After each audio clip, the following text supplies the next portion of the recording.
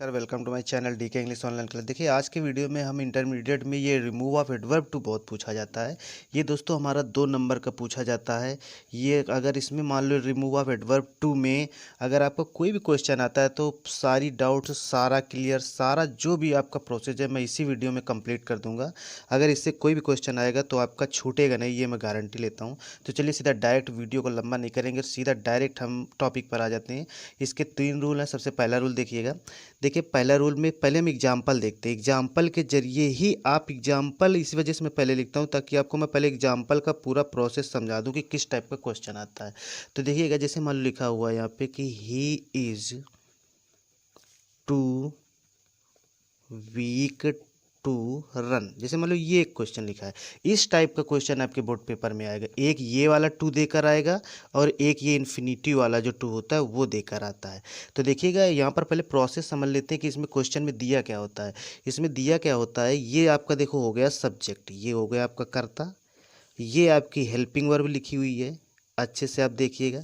और ये जो टू होता है दोस्तों, ये होता है हमारा एडवर्ब। क्या होता है? एडवर्ब। इस टू को पार्ट ऑफ स्पीच में आपने एडवर्ब पढ़ा होगा। एडवर्ब में इस टू को एडवर्ब बोला जाता है।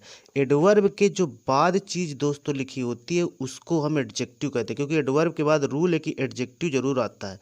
ठीक है। इसके बाद ये जो मेन वर्ब की फर्स्ट फॉर्म लिखी हुई है रन, ये मेन वर्ब की फर्स्ट फॉर्म के पहले अगर कोई भी मेन वर्ब की फर्स्ट फॉर्म लिखी हो उसके पहले टू लिखा हो तो वो वर्ब जो होती है वो इन्फिनिटिव वर्ब बन जाती है। क्या बन जाती है? Infinitive verb.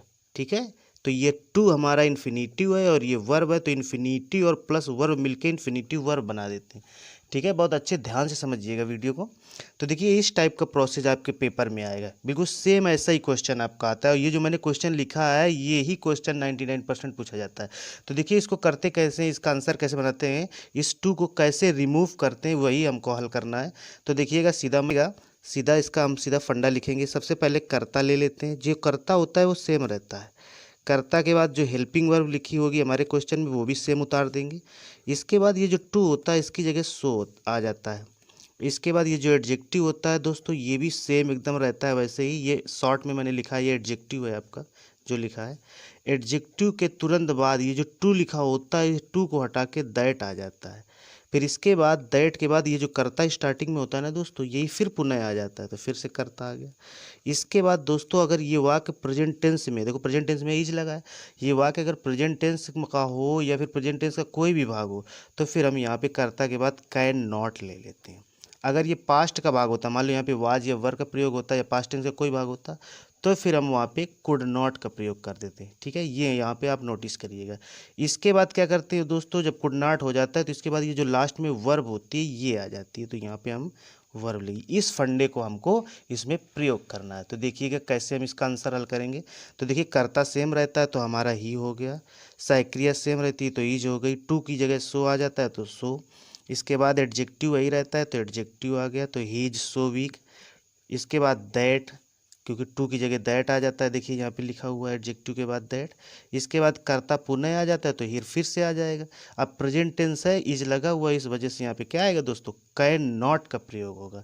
इसके बाद वर्ब आ जाती है तो वर्ब हमारी रन है। तो ये देखिए हमारा पहला आंसर, पहला rule remove of adverb too का तैयार हो चुका है। तो ऐसे ये फंडा आपके सामने लिखा हुआ है, ऐसे ही कोई भी क्वेश्चन आपका आ जाए, एक ये एडवर्ब टू लिखा हो और एक इन्फिनिटी टू हो और कह दे रिमूव ऑफ एडवर्ब टू, ये ऐसे आएगा बोर्ड पेपर में कि ऐसा क्वेश्चन देगा और आगे क्वेश्चन में लिख के देगा रिमूव ऑफ एडवर्ब टू, तो आपको सेम यही प्रोसेस अपनाना है। ठीक है। तो चलिए अगला नेक्स्ट रूल देखते हैं। पहला रूल हमारा समाप्त हुआ। देखिए दोस्तों हम रिमूव ऑफ एडवर्ब टू के रूल नंबर 2 के लिए तैयार हैं। तो देखिए एग्जांपल देखो, पहला रूल आपको समझ में आ गया तो दूसरा में कुछ है ही नहीं, पहला रूल आ गया तो समझो सारे रूल आ जाएंगे। तो देखिएगा एक एग्जांपल पहले देखते हैं। जैसे लिखा है यहाँ पे the tea is too hot for me to drink. जैसे मान लो ये क्वेश्चन आ गया तो देखिए जो पहला क्वेश्चन था सेम ये भी वही है, लेकिन अंतर देखिए दोस्तों इसमें क्या है, अंतर ये है कि इसमें फॉर के साथ में ऑब्जेक्टिव केस लिखा मिल गया है। अगर वाक्य में रिमूव ऑफ एडवर्ब टू का कोई क्वेश्चन आता है और उसमें फॉर के बाद कोई ऑब्जेक्टिव केस होता है तो यही ऑब्जेक्टिव केस हमारा सब्जेक्ट बन जाता है। जो हम दैट के बाद पुनः कर्ता लेते हैं ना तो उसको अब नहीं लेंगे। जैसे देखिए, तो देखिए कर्ता से बिल्कुल पहला ही रूल लगाइए, कर्ता सेम रहता है, फिर हेल्पिंग वर्ब, टू की जगह सो आ जाता है, एडजेक्टिव सेम उतार देते हैं, एडजेक्टिव के बाद दैट का प्रयोग होता है। ये देखिए ये जो टू होता है ये दैट आ जाता है, लेकिन ये जो फॉर मी है इसका सब्जेक्टिव क्या बनेगा, आई बनेगा। जैसे फॉर हिम होता तो ही बन जाता, फॉर हट जाता है, फॉर के साथ में जो ऑब्जेक्टिव केस होता है उसी का सब्जेक्ट दैट के बाद आ जाता है। अगर मान लो यहाँ पे फॉर देम होता तो दे आ जाता। ठीक है, तो बस हमको इतना ही ध्यान रखना है आपको, बस यही पहला रूल और दूसरा ये जो रूल है सेम वही है। अगर फॉर के साथ ऑब्जेक्टिव केस आता है तो उसका सब्जेक्टिव केस आ जाता है दैट के बाद, फिर ये जो कर्ता लिखा होता है ये पुनः यहाँ पर नहीं आता है, फिर बस इतना अंतर है। इसके बाद देखिए प्रेजेंट टेंस है तो कैन नॉट फिर लग जाएगा, पास्ट टेंस होता है तो कुड नॉट आ जाता है। इसके बाद वर्ब आ जाती है तो हमारी ये वर्ब आ गई ड्रिंक। ठीक है, तो देखिए सेम बिल्कुल वही रूल है, पहला रूल आ गया तो दूसरे रूल में कुछ है ही नहीं। ठीक है, देखिएगा अब अगला नेक्स्ट रूल देख लेते हैं। चाहे आप ऐसा करिए, एक एग्जांपल और समझ लीजिए, हो सकता है शायद आपको ना समझ में आया हो, तो एक एग्जांपल और देखिए। जैसे लिखा है, जैसे मान लो यहाँ पे लिखा है कि the tree is too high for him to climb.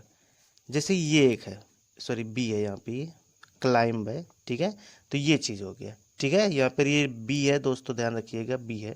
तो देखिए the tree is too high for me to climb, तो देखिए सेम वही चीज़, देखिए कर्ता सेम वही रहता है तो कर्ता उतार दीजिए आप ऐसे ही।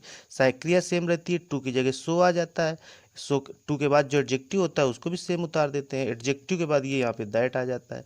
दैट के बाद कर्ता पुनः लेते थे, लेकिन पुनः नहीं लेंगे क्योंकि फॉर के साथ ऑब्जेक्टिव केस लिखा होता है जो उसका कर्ता आ जाता है, तो यहाँ पे आ जाएगा ही। और इसके बाद आप कैन नॉट ले लीजिए यहाँ पे, इसके बाद कैन नॉट के बाद या कुड नॉट हो, अगर ईजेमार पर वाक्य होता है तो कैन नॉट आ जाता है यहाँ पर, अगर वाज वेयर पे वाक्य होता है तो कुड नॉट आ जाता है। इसके बाद वर्ब आ जाती है तो क्लाइम हो गया यहाँ पे। तो देखिए ये आपका क्या है, हो गया। तो देखिएगा बहुत ही ईजी है, आप अगर कॉन्सेप्ट को अच्छे से समझेंगे तो बिल्कुल आ जाएगा। चलिए एक लास्ट रूल जो हमारा बच्चा है उसी को केवल देख लेते हैं। देखिए यहीं पर इसी के नीचे मैं बता देता हूँ। अब अगला नेक्स्ट जो हमारा रूल नंबर 3 है दोस्तों, उस पर होता क्या है कि ये देखिए जो भी आपने वाक्य देखे उनमें ये इन्फिनिटिव टू दिया गया, ये देखिए इन्फिनिटिव टू इसमें भी लिखा था। तो जब वाक्य में इन्फिनिटिव टू न दिया गया हो, केवल ये वाला रिमूव ऑफ एडवर्ब टू वाला टू दिया गया हो, तो उसका तीसरा रूल है। तो देखिए जैसे लिखा है यहाँ पे, जैसे लिखा है the coffee is too hot, जैसे इतना केवल आ जाए, यही तीसरा रूल। देखिए इसमें इन्फिनिटिव वर्ब नहीं दी गई है, तो करना क्या होता है, जब इन्फिनिटिव वर्ब न दी गई हो, केवल ये वाला टू दिया गया हो, तो दोस्तों इसकी जगह केवल हम ओवर का प्रयोग कर देते हैं, बस हो गया हमारा। बहुत ही सरल, बहुत ही ईजी रूल है। तो इसका हमारा रिमूव ऑफ एडवर्ब टू बनेगा the coffee is over hot, बस हो गया आंसर दोस्तों। ठीक है, तो देखिए आज का वीडियो यहीं से समाप्त होता है। बस 3 रूल ही हैं रिमूव ऑफ एडवर्ब टू में, और अगर रिमूव ऑफ एडवर्ब टू से कोई क्वेश्चन आएगा तो इस वीडियो को आप अच्छे से देख लीजिएगा। मैं 100% गारंटी लेता हूं कि आप 2 नंबर आपके बिल्कुल 100% है, मार्क्स आने ही आने। तो आशा करता हूँ वीडियो समझ में आया दोस्तों, तो इसको लाइक जरूर कीजिएगा। चैनल पर नए हो, ऐसे ही आपको जानकारी और भी ग्रामर में अच्छी अच्छी चाहिए तो चैनल को सब्सक्राइब जरूर कीजिएगा। धन्यवाद।